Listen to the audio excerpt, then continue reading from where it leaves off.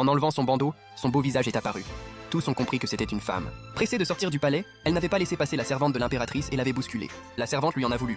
Devant l'impératrice, elle a menti, disant qu'elle l'avait agressée la nuit dans sa chambre, montrant des marques rouges sur son épaule comme fausse preuve. C'est là que sa cousine est intervenue, faisant mine d'être juste, affirmant l'avoir vu harceler sa servante dans le jardin. Votre Majesté, si ma cousine dit avoir vu ça, je veux lui poser une question. Après, vous ferez de moi ce que vous voulez. Vas-y, pose ta question. Cousine, tu dis m'avoir vu harceler Cuillère dans le jardin. C'était quel jour? À quelle heure? Et où exactement? C'était l'après-midi d'avant-hier, derrière la rocaille, dans la forêt de pruniers. De loin, je t'ai vu la plaquer contre les rochers. Elle luttait, et tu l'as giflée. Ce jour-là, j'étais malade. J'ai décidé de prendre congé, et je suis resté chez moi toute la journée. Je me demande bien qui tu as vu. Je n'ai pas le don de me dédoubler pour prendre mes remèdes au lit et agresser quelqu'un ici. Tu mens. Être souillé par un hypocrite comme toi, je préfère mourir. Chris. Elle s'est jetée contre le pilier. Elle dit sûrement la vérité. Une femme n'inventerait jamais ça. Votre Majesté, punissez ce pervers.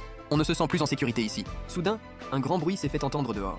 Poussez-vous, j'ai une preuve pour l'impératrice. Un garde a fait irruption dans la salle. Majesté, c'est moi, Li Wan, son collègue de garde. Shen Yan s'est vanté devant moi. Il m'a montré ce sous-vêtement offert en secret par une servante. Sa servante m'a prévenu, craignant qu'il ne nie tout.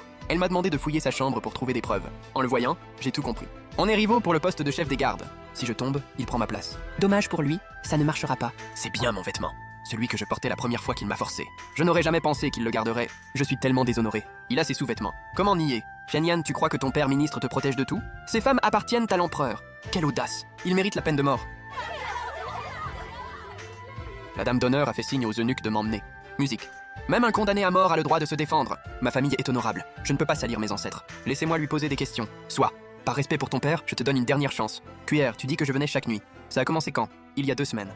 Chaque nuit, après minuit. Et comment j'entrais? Par la porte ou la fenêtre? La première fois, ai-je cassé quelque chose? J'avais trop peur. Je ne sais plus. Il me semble qu'il est passé par la fenêtre. Pourtant, il y a des roses pleines d'épines sous tes fenêtres. Tu penses que je me piquais exprès chaque nuit pour te voir? Dis-moi alors, j'ai quelle marque sur le corps? Des cicatrices? Des cales aux mains? Non, j'étais tellement paniquée que j'ai tout oublié. Tu m'accuses d'agression mais tu ignores les détails de base. Tu as oublié?